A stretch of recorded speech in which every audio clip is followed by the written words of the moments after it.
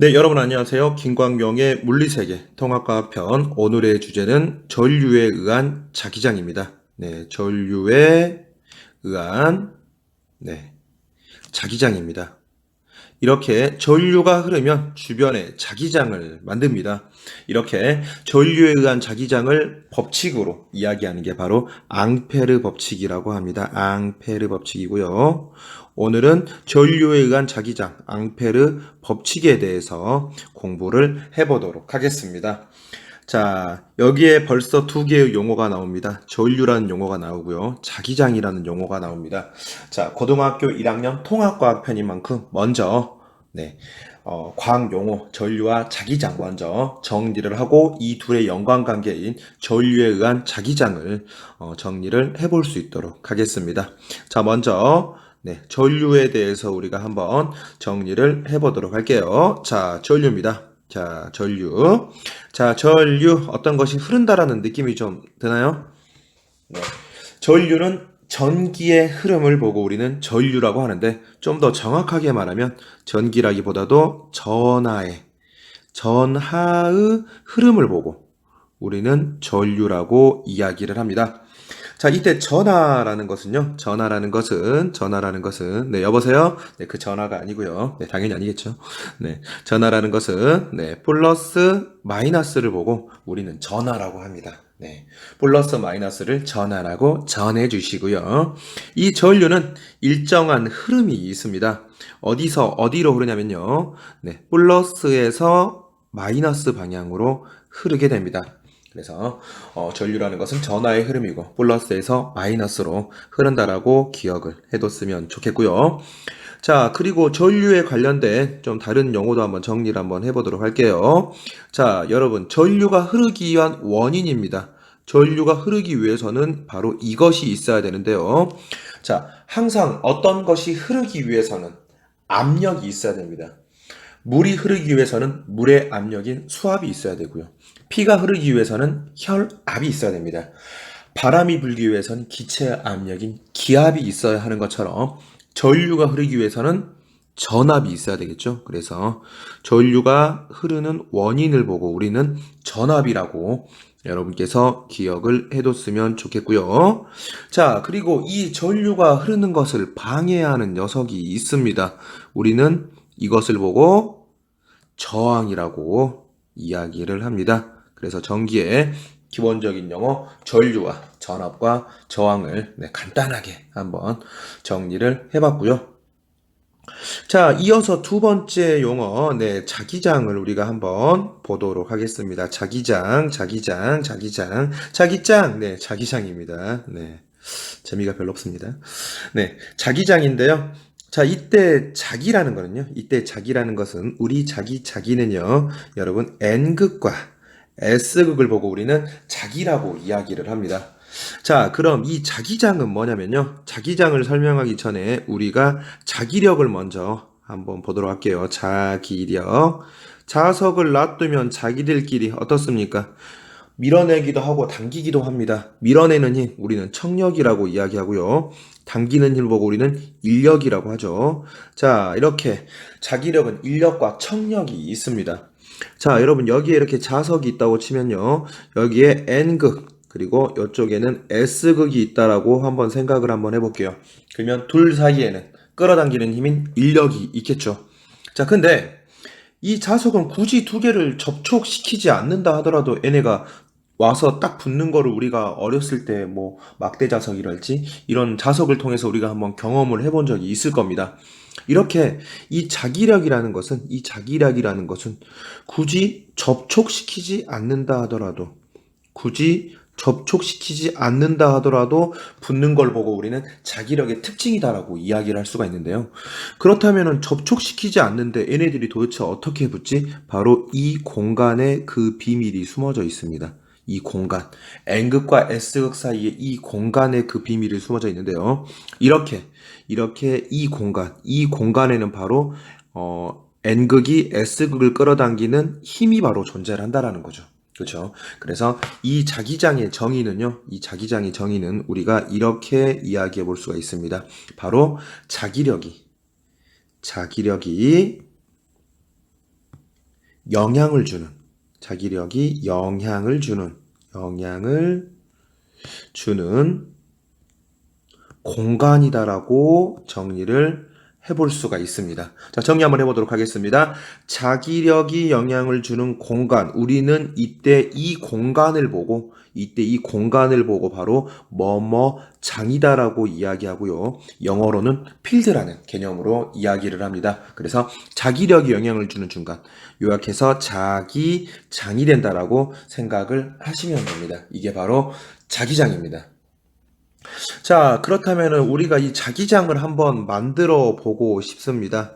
자기장을 만드는 방법은 간단합니다. 그냥 자석을 놔두면 됩니다.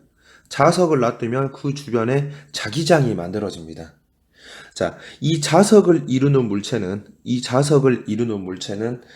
세상에 딱 세 가지 물체만 존재를 합니다. 자석이 될 수 있는 물체는 딱 세 가지만 존재하는데, 네, 니켈이라는 물질이 있고요. 네. 그 다음에 코발트라는 물질이 있습니다. 그 다음에 여러분 철은 들어봤죠? 그래서 니켈, 코발트, 철 이 세 가지만이 자석을 이룰 수 있는 물질이 되고요. 우리는 이 물질을 보고 참고로 강자성체라고 이야기합니다. 네, 우린 이걸 보고 강자성체라고 이야기하고요. 아마 일반적인 통합과 교과서에 아마 나오진 않을 겁니다. 그냥 참고로만 알아뒀으면 좋겠습니다. 그래서 니켈, 코발트, 철.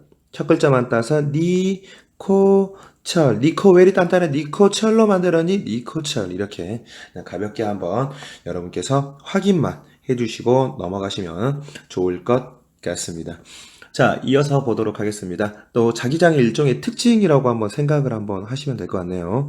자기장의 특징으로는요, 어떤 특징이 있냐면요. 자, 바로 자기장은 N극과 S극이 있는데, N극과 S극은 여러분 자석의 가치 있죠? 자, 근데 이 N극과 S극이 있는 자석을 N극과 S극을 NS극은 분리할 수가 없습니다. 절대로 분리할 수가 없습니다, 여러분. 이것이 자석의 특징이다라고 생각을 하시면 될 것 같고요. 자, 그리고 이 자기장은 방향이 있습니다. 전류는 플러스에서 마이너스로 갔던 것처럼 이 자기장도 일정한 방향이 있는데 그 방향은 어디에서 어디 방향이냐면요. 자, 여러분 N극에서 나가서 어디로 들어오는 방향이냐면은 S극으로 들어가는 일정한 방향이다라고 생각을 하시면 됩니다. 그래서 자기장이라는 것은 N극에서 나가서 S극으로 들어가는 방향이다 라고 생각을 하시면 되는데요. 자, 여러분 여기에 자석을 한번 그려보도록 할게요. 자, 여러분 자석이 있고요. 여기는 N극, 여기는 S극이라고 한번 생각을 한번 해볼게요. 자, 자기장의 방향은 어디라고요? N에서 나가서 S로 이렇게 들어오는 방향입니다. 자, 근데 문제는 뭐냐면 자석 안에서는 S극에서 이렇게 N극으로 간다라는 겁니다. 그래야 얘네가 뱅글뱅글 돌아가는 연결된 곡선이 되겠죠. 그래서 자, 자기장은 N극에서 S극의 방향인데 어디 안에서만 자석 내에서는 안에서는 S극에서 N극으로 간다라고 여러분께서 기억을 해뒀으면 좋겠습니다. 자, 이어서 보도록 하겠습니다. 자, 보도록 할게요. 자, 세 번째는, 자, 자기장의 세기를 나타내는 일종의 단위를 한번 알아보도록 할게요. 자, 자기장의 단위는 여러분 T를 씁니다. T. 네, T를 쓰고요. 자, 자기장의 세기는, 미국의, 유명한, 과학자죠. 네, 바로 테슬라입니다. 테슬라. 자기장 10개 있다. 10테슬라. 20개가 있다. 20테슬라가 되는 겁니다. 지금 현재 미국의 굉장히 유명한 전기 자동차 회사가 테슬라죠. 네. 제가 영상을 지금 찍고 있는 지금 현재 오늘이 2020년 7월 18일 기준으로 현재 테슬라 주가가 $1,500를 돌파했다고 합니다. 올해 금년 안에만 지금 뭐 한 3배 올랐다? 뭐 이런 기사가 보는데요. 아주 굉장히 핫한 회사인 것 같습니다. 앞으로 전기 자동차 시대가 열리게 되면은 더 각광을 받을 회사일 것 같은데요. 앞으로 어떻게 될지 좀 궁금하기도 합니다. 자, 그래서 이렇게 자기장에 대해서 정리를 한번 해봤고요. 자, 그리고 이제는 이 두 개를 한번 연결을 한번 지어보도록 하겠습니다. 자, 이 두 개를 한번 연결을 한번 지어보도록 할게요. 자, 전류가 흐르면은 전류가 흐르면 전류한 자기장이 이번 수업의 주제죠. 전류가 흐르면은 전류는 어디로 흐르죠? 바로 플러스에서 마이너스 방향으로 전류가 흐르게 된다면은 그 주변에는 무엇을 만든다? 바로 자기장을 만든다. 자기장을 만든다라고 생각을 하시면 됩니다. 네. 어떻게 생각하면 이게 되게 좀 신기한 현상이에요. 왜냐면 전류는 플러스 마이너스잖아요. 그리고 자기는 뭐였어요? N극과 S극이거든요.